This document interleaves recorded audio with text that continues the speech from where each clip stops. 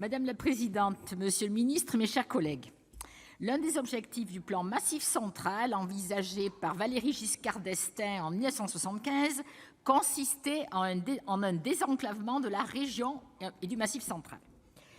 Mais hélas, sur la politique ferroviaire et les réformes territoriales, nous connaissons la suite des événements.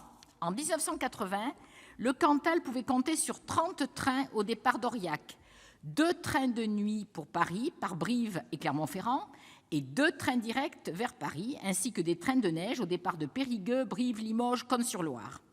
En 2019, seuls subsistent 15 trains au départ d'Aurillac, aucun n'assurant une liaison directe vers la capitale. 2 changements. Et seulement 1 train de neige au départ de Brive. La dégradation de la qualité du service sur la liaison Paris-Aurillac est particulièrement représentative du long désengagement de l'État sur l'entretien des infrastructures ferroviaires existantes.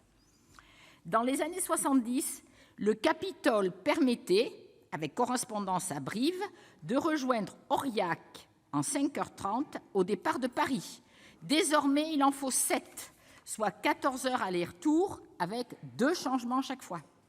En 2003, le gouvernement Raffarin supprime les trains de nuit qui permettaient encore d'effectuer l'aller-retour en une journée.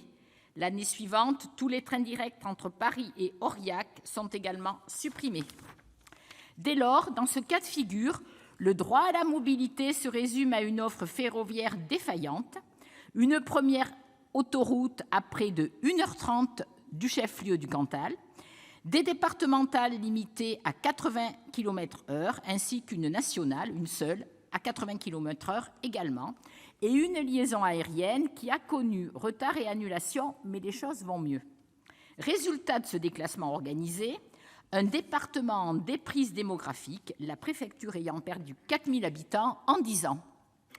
Certes, cette situation catastrophique n'est pas spécifique à mon département, bien qu'il soit un des plus enclavés de France. En 2000, la SNCF a supprimé 300 points d'arrêt sur les 67 trains de nuit qui circulaient encore tous les jours. L'abandon par l'État et la SNCF de l'ambition que l'on pouvait porter pour nos territoires a frappé l'ensemble des trains d'équilibre du territoire, mais aussi d'autres petites lignes, et éteint les espoirs de nos concitoyens qui ne peuvent se satisfaire de logique comptable. Ce recentrage de l'offre, en langage technocratique, sur les derniers trains d'équilibre du territoire, considérés comme structurants, est mortifère pour la ruralité.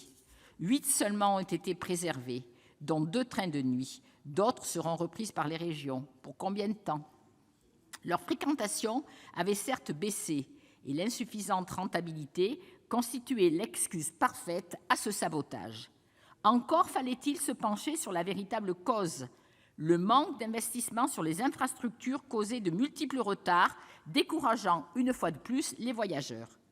Tout gouvernement confondu, ces décisions laissent un goût amer à la ruralité qui ressent une volonté de délaisser les liaisons peu rentables, les amenant à l'agonie pour provoquer leur fermeture. En ce qui concerne les autotrains, après une réduction progressive de l'offre, cela débute toujours ainsi. On réduit l'offre.